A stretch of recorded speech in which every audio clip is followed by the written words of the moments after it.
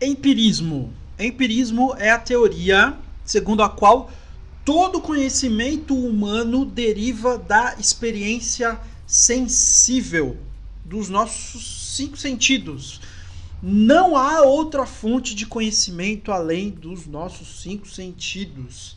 Sendo assim, as ideias, de onde elas vêm? Elas vêm dessas sensações. E elas são, digamos assim, o empobrecimento dessas experiências sensoriais. Entre os filósofos que defenderam essa teoria, nós vamos falar hoje dos ingleses John Locke e David Hume. Seguindo a trilha da busca por um conhecimento seguro, livre de crenças, livre de dogmas, como foi lá no passado medieval, esses pensadores, eles procuraram estruturar uma ciência que se apoiasse em reflexões profundas sobre o conhecimento e as suas formas de obtenção desse conhecimento. O John Locke foi o primeiro empirista britânico. O Locke, assim como os demais dessa corrente de pensamento, ele se opunha ao racionalismo do Descartes, o cara lá do penso logo existo. O racionalismo, lembrando, afirmava que é possível obter algum conhecimento unicamente por meio do uso da razão. Para o John Locke e os demais empiristas, isso era impossível, um grande erro que poderia levar para uma falsa ciência. Os empiristas, eles também eram contra a ideia de que algumas ideias nascem com os seres humanos, ou seja, elas já vêm, sei lá, de fábrica, entende? O Locke defendia a ideia de que a mente, ao nascer, ela é como uma folha em branco. E aí as experiências dos nossos sentidos é que são responsáveis por preencher essa folha com as informações, permitindo que aí sim as ideias possam, por fim, surgir. Um bom exemplo disso é de uma pessoa cega de nascimento que jamais compreenderá a ideia de cor, né? Da mesma forma que uma pessoa que tem a visão, né?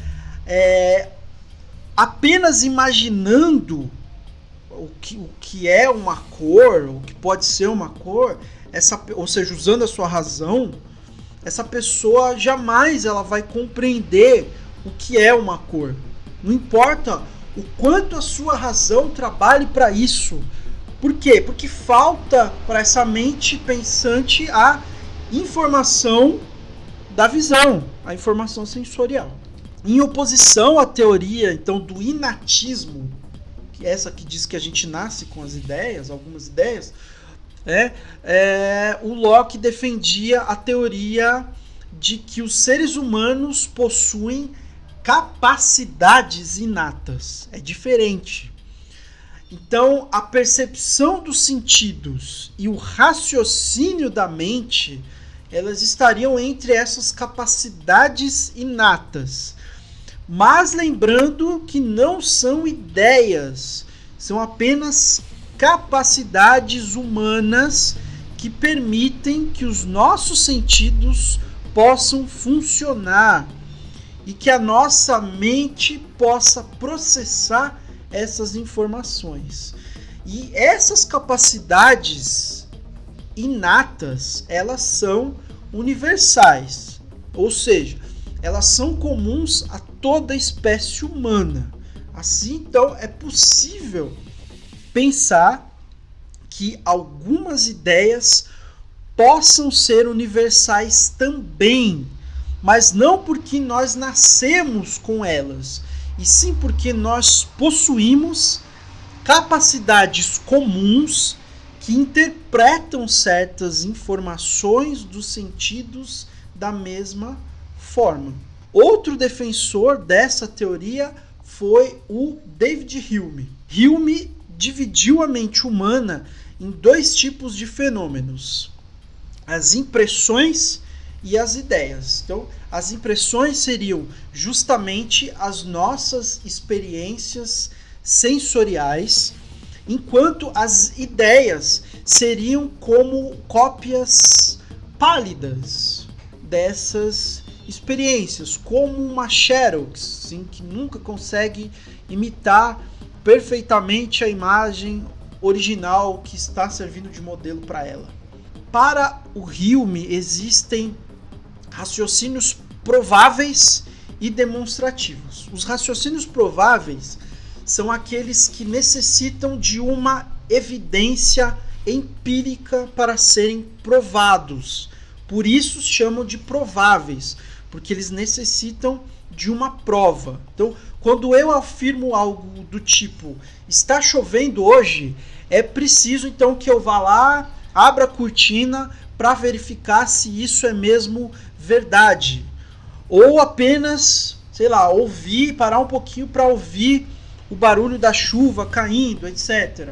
O raciocínio demonstrativo, ele já é um raciocínio matemático. Por exemplo, 2 mais 2 igual a 4. Eu não preciso provar que ele é verdadeiro. Apenas eu preciso usar a lógica. No entanto, o raciocínio demonstrativo, ele apenas existe porque existem experiências empíricas que dão um sentido para ele. Tipo, não seria possível pensar em números ou operações matemáticas se não existissem objetos para os quais eles se aplicassem.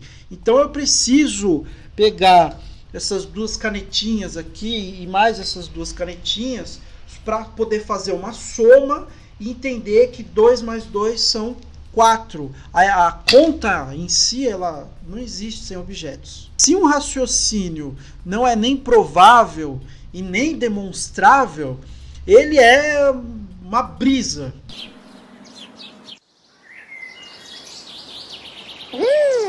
Que matinho é esse?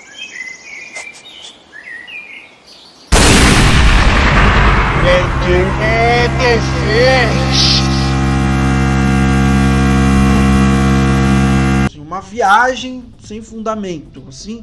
Então, toda ciência, ela deve procurar se apoiar nesses dois tipos de raciocínio. Só dá para saber se algo é verdadeiro ou falso com base nesses dois raciocínios. Um exemplo aqui, então, a existência de Deus.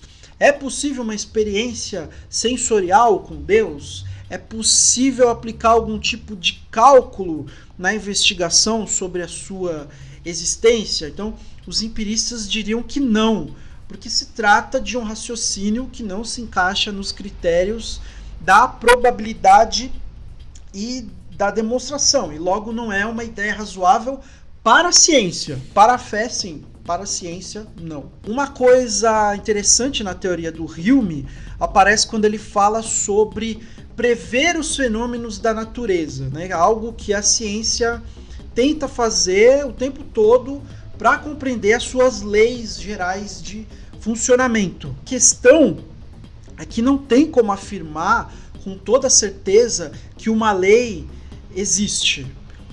Tipo, quando é madrugada, eu acredito que o sol nascerá por volta das 6 da manhã. Então, mas isso é uma crença devido ao hábito de comprovar dia após dia que o sol nasce após um período de escuridão. Entende? No entanto, a experiência sensorial com o que ainda irá acontecer, ela ainda não existe. A experiência sensorial, ela apenas ocorre com o que já aconteceu ou com o que está acontecendo agora. Então, sendo assim, a única coisa que permite confiar nas previsões sobre a natureza e acreditar em leis que se repetem é o hábito de ver as coisas ocorrendo todos os dias da mesma forma ou com pequenas alterações, enfim.